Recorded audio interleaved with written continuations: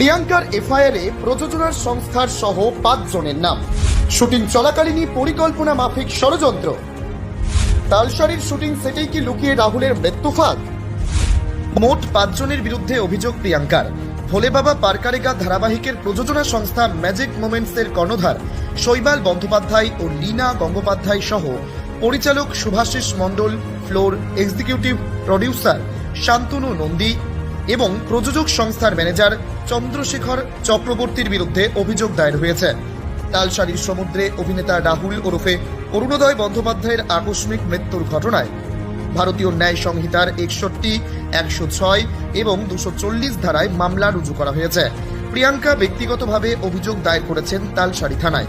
ভারতীয় ন্যায় সংহিতার 106, 240 ও 3 ধারায় মামলা রুজু করা হয়েছে বলে জানা গিয়েছে। প্রিয়াঙ্কা তার এফআইআর এর বয়ানেও জানিয়েছেন, তালসারিতে শুটিংয়ের আগে কোনো অনুমতি না হয়নি, নিরাপত্তার দিকটিও নজর রাখা হয়নি।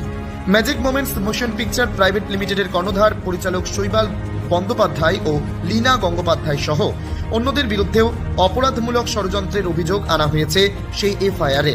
অভিযোগ অনুযায়ী তারা পরিকল্পিতভাবে অবহেলা ভরে এই বিপজ্জনক পদ্ধতিতে শুটিং পরিচালনা করছিলেন, যা ঝুঁকিপূর্ণ। এর জেরেই অভিনেতার মৃত্যু ঘটে। এছাড়াও রাহুলের মৃত্যুর ঘটনা জানাজানি হওয়ার পরে অভিযুক্তরা মিথ্যে তথ্য প্রচার করেছেন বলেও অভিযোগ করা হয়েছে সেই এফআইআরে।